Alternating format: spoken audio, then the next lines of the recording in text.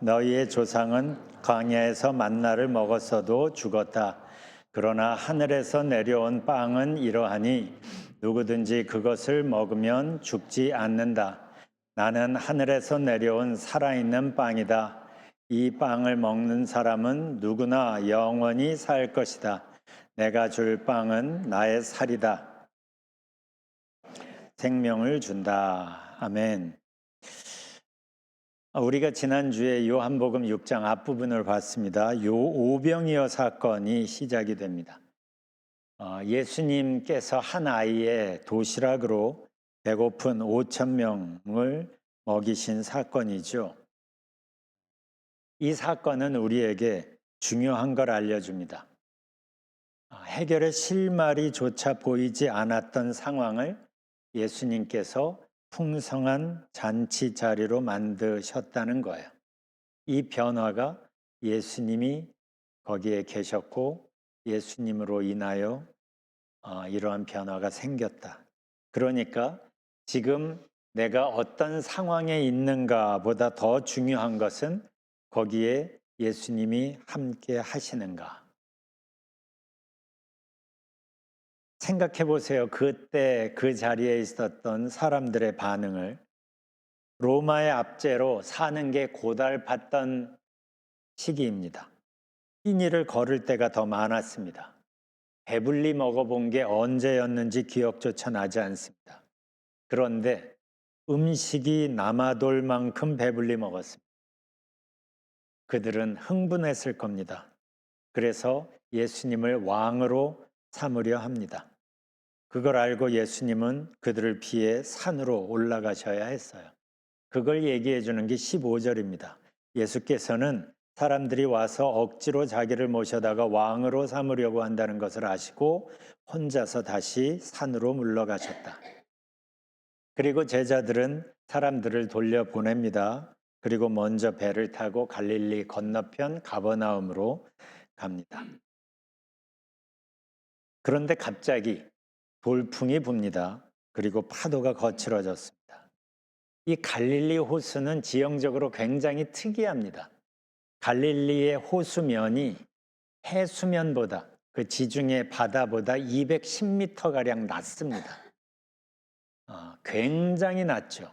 그러니까 그 옆에 있는 지형이 이렇게 솟고 그래서 돌풍이 꽤 자주 불곤 했습니다. 돌풍이 불어서 제자들이 고생하는 걸 아시고 예수님이 그 밤에 제자들에게 찾아가셨고 예수님이 배에 오르자 풍랑은 잔잔해집니다. 예수님이 그들과 함께 하시니까 문제가 해결이 됩니다. 요한복음은 계속 이 점에 주목합니다. 예수님이 계시면서 생기는 변화들에 초점을 두는 거예요. 오늘 본문은 그 다음 날입니다. 배불리 먹었다는 소문이 퍼지면서 더 많은 사람들이 몰려들었습니다. 그들이 예수님을 만나서 묻습니다. 선생님, 언제 여기에 오셨습니까? 예수님은 그들이 왜 그렇게 예수님을 찾는지를 아셨죠. 그래서 말씀하십니다. 내가 진정으로 너에게 말한다. 너희가 나를 찾는 것은 표징을 보았기 때문이 아니라 빵을 먹고 배가 불렀기 때문이다. 왜 그런 말 있죠? 손가락으로 달을 가리키는데 이 손가락이 가리키는 곳으로 눈을 들어서 달을 보는 사람이 있고 이 손가락만 뚫어지게 보는 사람이 있다고 하죠.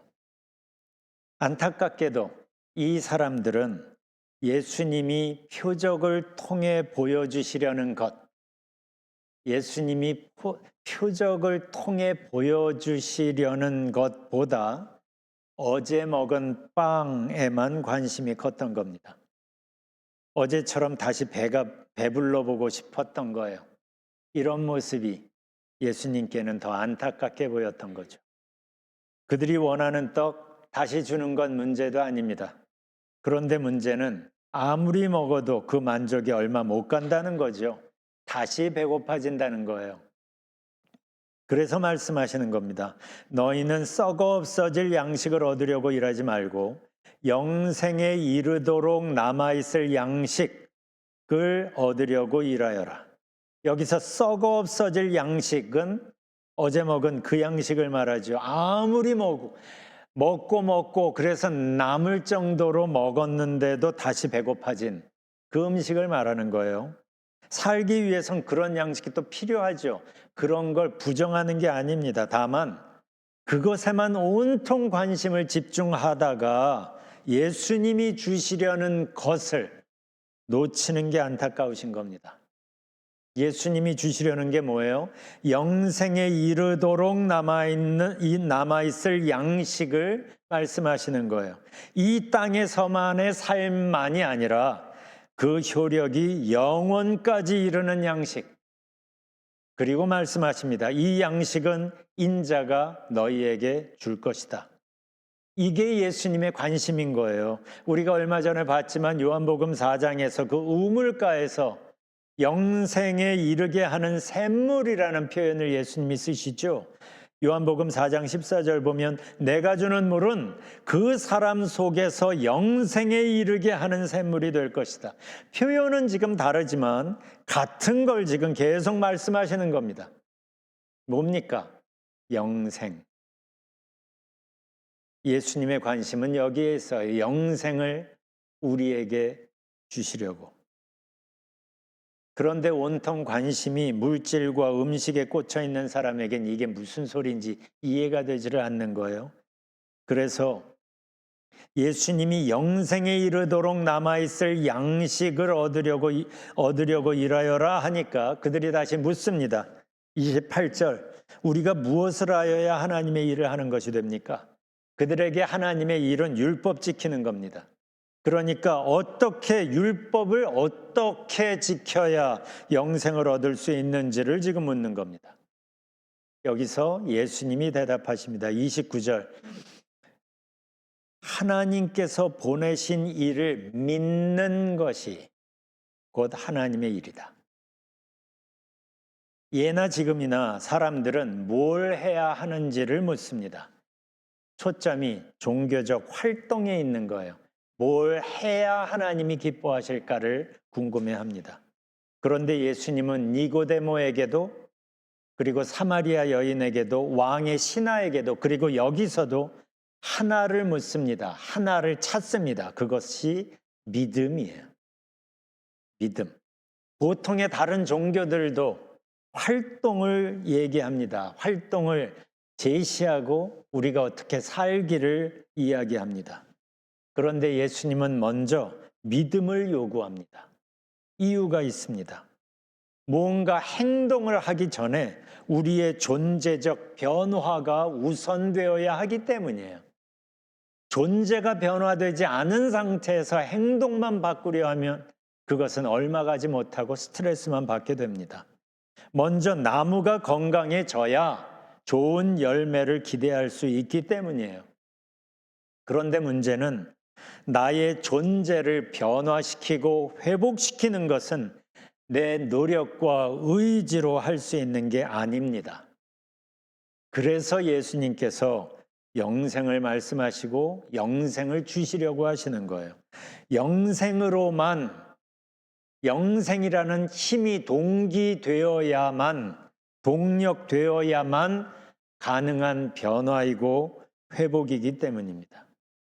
그런데 그 영생을 공급받으려면 먼저 믿음으로 내가 하나님과 연결되어야 그 연결된 통로를 통하여 예수님의 생명인 그 영생이 우리에게 공급될 거 아니에요. 그래서 믿음을 찾으시는 겁니다. 이걸 하나의 이미지로 보여주신 게 포도나무 비유죠. 포도나무 가지가 줄기에 붙어 있는 것처럼 믿음은 예수님과 나를 연결되게 하고 이 연결됨을 통하여서 예수님의 영생이 우리에게 공급이 되고 이 영생이 우리를 하나님이 원래 창조하신 우리의 원래 모습으로 죄로 오염되고 어그러지기 이전의 모습으로 우리를 변화시키고 회복시키시는 거예요. 그래서 예수님께서 영생을 계속 말씀하시면서 함께 더불어 믿음을 계속 강조하시는 겁니다. 영생을 우리에게 주고 싶으신 거고 그 통로로 믿음으로 한 예수님과 나를 연결시키라는 거예요. 예수님께서 하나님께서 보내신 일을 믿는 것이 곧 하나님의 일이다 하니까 사람들이 다시 표징을 요구합니다. 30절, 우리에게 무슨 표징을 행하셔서 우리로 하여금 보고 당신을 믿게 하시겠습니까? 그러면서 만나 얘기를 꺼냅니다. 우리 조상들은 광야에서 만나를 먹었습니다. 그러니까 그런 만나 같은 거 달래는 거죠. 그러자 예수님이 대답하십니다. 32절, 내가 진정으로 진정으로 너에게 말한다. 여기에서도 진정으로라는 표현을 쓰시죠. 강조하는 거예요. 중요한 얘기라는 거예요. 잘 들으라는 얘기죠. 하늘에서 너희에게 빵을 내려다 주신 이는 모세가 아니다. 하늘에서 참빵을 너에게 주시는 분은 내 아버지시다. 이 말씀 속에 세 가지 중요한 포인트가 있습니다. 첫째는 만나를 내려주신 분은 모세가 아니라 하나님이시라는 거고, 둘째, 광야에 내렸던 만나와는 다른 하나님이 새롭게 주시는 참빵, the true bread, 참빵이 있다는 거예요. 하나님이 그걸 주신다는 거예요. 셋째, 만나는 과거의 일이지만 이 참빵은 현재 진행형이라는 거예요. 그래서 보세요. 하늘에서 참빵을 너희에게 주시는 이라고 표현을 하고 있어요. 더 정확히 표현하면 주고 계시는 이라는 표현입니다.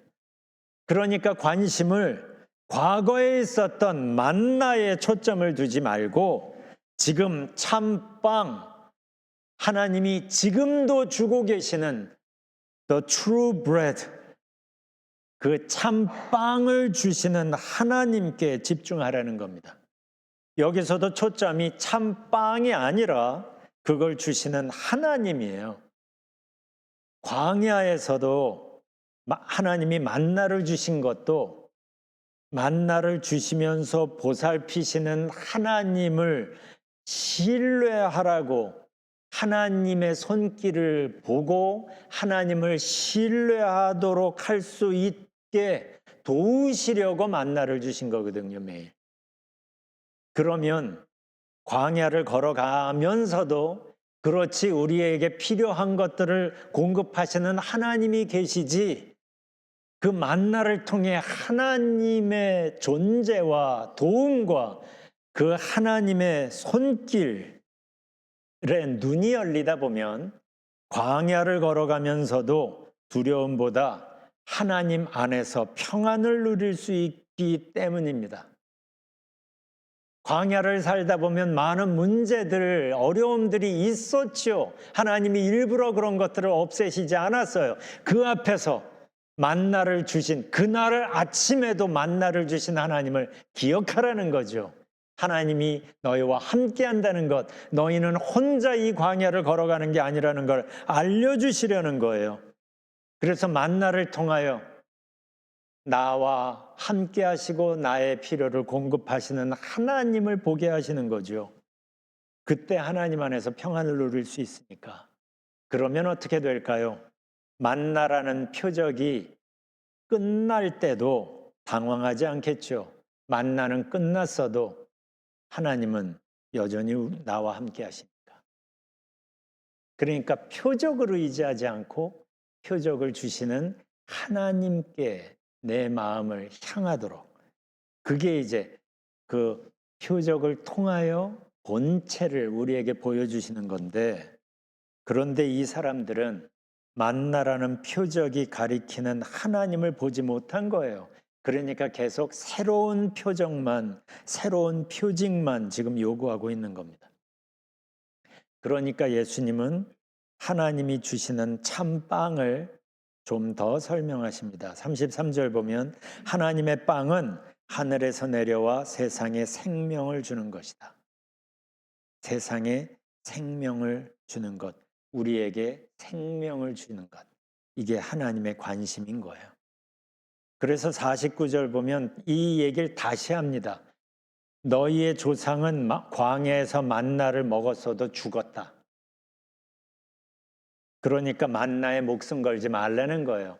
만나가 대단해 보여도 만나 먹었다고 안 죽는 거 아니라는 얘기예요. 그러면서 하나님이 준비하신 참빵, the true bread를 다시 설명하십니다. 50절 보면 하늘에서 내려오는 빵은 이러하니 누구든지 그것을 먹으면 죽지 않는다. 하나님이 준비하신 새로운 빵, 하나님이 우리에게 주시려는 새로운 빵은 만나와는 차원이 다른 거라는 거죠.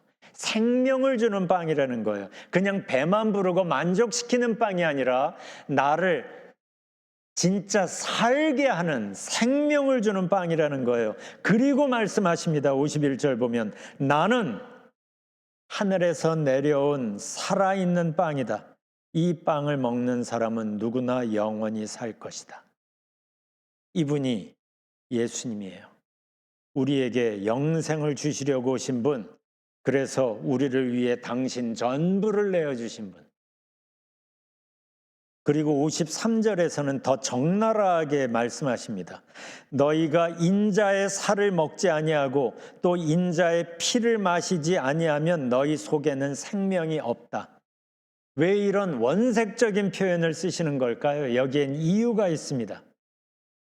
예수님이 이 땅에 오셔야 했던 이유, 우리의 죄와 그 죄의 결과인 죽음, 그런데도 불구하고 우리에게 생명을 다시 주고 싶어 하시는 하나님의 애타는 마음이 이 표현 속에 담겨 있습니다.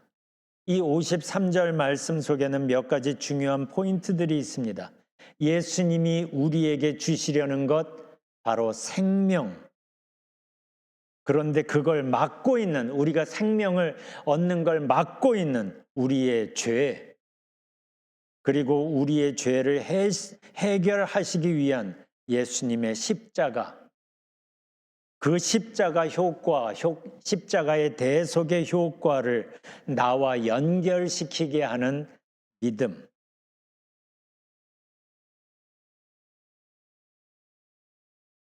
그래서 예수님의 십자가를 내가 믿고 예수님의 십자가에 내가 동참한다는 것을 이렇게 표현하시는 거예요.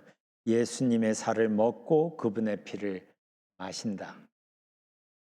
그러면 예수님의 생명이 우리에게 있다고 하시는 겁니다. 이렇게 믿음은 역사적 사건인 예수님의 십자가를 나를 위한 십자가로 연결시키는 고리가 되는 거예요. 이렇게 예수님은 영생을 말씀하시고 믿음을 계속 말씀하십니다. 왜요? 우리가 이 영생을 놓치지 않기를, 우리가 이 영생을 누리며 살기를 너무나 원하시기 때문입니다. 그런데 지금 이 예수님의 말씀을 듣고 있는 그 사람들처럼 우리도 한번 살펴볼 필요가 있습니다. 지금 우리의 관심은 이 사람들처럼 만나에만 쏠려 있을 때가 많지 않나 싶기 때문에 예수님을 믿는 것 같기는 한데, 그런데 사는 일상을 보면 온통 관심이 만나이고 예수님의 표적이고 하나님의 도움이고 그 모든 걸 주시는 하나님, 그분께 우리의 마음과 우리의 관심이 온전히 초점 맞추어져 있는지 살펴봐야 합니다.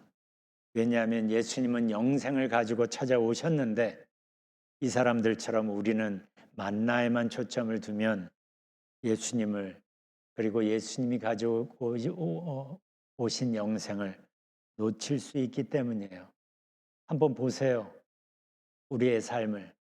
우리는 예수님을 압니다. 우리는 예수님을 믿습니다. 그런데 그분이 말씀하신 영생이 내 삶 속에 얼마만큼 실제입니까? 영생은 개념이 아니에요. 영생은 죽어서 누리는 게 아닙니다. 오늘 나의 삶 속에서 예수님이 그렇게 우리에게 주시려는 영생의 흔적이 보이지 않는다면 우리는 나의 신앙을 밑바닥부터 처음부터 다시 살펴봐야 합니다. 어떤 고리가 끊어져서 이렇게 분명히 강조하고 반복하시면서 예수님이 말씀하시는 그 영생을 내가 놓치고 있나? 중요한 건 이겁니다. 그 어떤 표적이 아니라, 그 어떤 은혜가 아니라, 그 모든 걸 쥐고 계신 바로 그분이 우리에게 찾아오셨다는 것이고, 지금 우리와 함께 하신다는 것이고, 우리의 일생을 함께 하시기를 원하신다는 거예요. 여기서 우리가 다시 한번 우리를 찾아오셔서 우리와 함께 하시는 그 예수님과 함께 하기 위해서 살펴볼 것이 있어요. 요즘 내 관심은 어디에 집중되어 있나? 이 사순절을 보내면서 이 부분을 집중적으로 촘촘하게 한번 살펴봤으면 좋겠어요. 우리보다 먼저 예수님께 초점 맞추며 살았던 우리 신앙의 선배들은 이렇게 노래했어요. 영생을 맛보며 주 안에 살리라. 오늘도 내일도 주 함께 살리라. 우리는 이 찬송을 압니다. 그런데 이 찬송이 나의 노래가 되는가? 나의 고백이 되는가? 이 사순절이 다 가기 전에 저 고백, 저 찬송이 우리의 삶의 실제가 되고 고백이 되었으면 좋겠어요. 사순절을 시작하는 이 귀한 계절에 우리의 마음을 영생을 가지고 찾아오신 예수님께 맞추고 그분과 함께 우리의 일상 속으로 들어가시기를 주님의 이름으로 축원합니다. 이 시간에 예수님 앞에서 이렇게 영생을 들고 우리에게 찾아오셔서 우리의 마음을 두드리시는 예수님 앞에서 잠시 시간을 가졌으면 좋겠어요.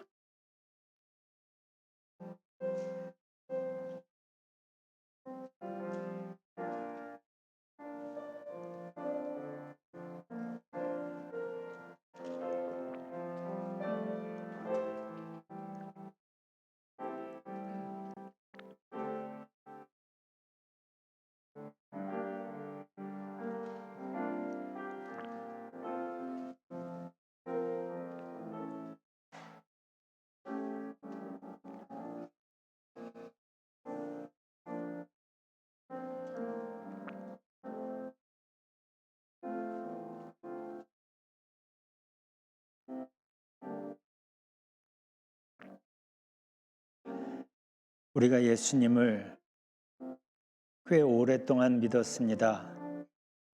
우리가 이 교회를 꽤 오랫동안 들락거렸습니다. 하나님께서 이스라엘을 향하여 저들은 성전 뜰만 밟는 자들이다 하시며 한탄하신 것처럼 혹시 우리를 보시며 한탄하고 계시지는 않을까 염려가 됩니다. 그럼에도 불구하고 우리에게 다시 찾아오신 하나님, 우리에게 영생을 주시려고 당신의 전부를 십자가에 내어주신 주님, 그렇게까지 하시면서 우리에게 영생을 주시려고 하셨던 그 마음을 우리가 생각합니다. 이제는 교회만 들락거리는 신앙이 아니라 예수님이 그렇게 강조하신 영생을 우리가 맛보며 누리며 살기를 원합니다. 예수님과 함께 일상을 살아가기를 원합니다. 우리의 온통 초점을 예수님께 두고 우리가 살면서 만나는 모든 순간들을 예수님과 함께 반응하기를 원합니다. 주님, 우리의 잠자는 영혼을 깨워주시고 이 사순절 영생을 새롭게 맛보며 누리며 살아가는 절기로 만들어 주옵소서. 예수님 이름으로 기도합니다. 아멘.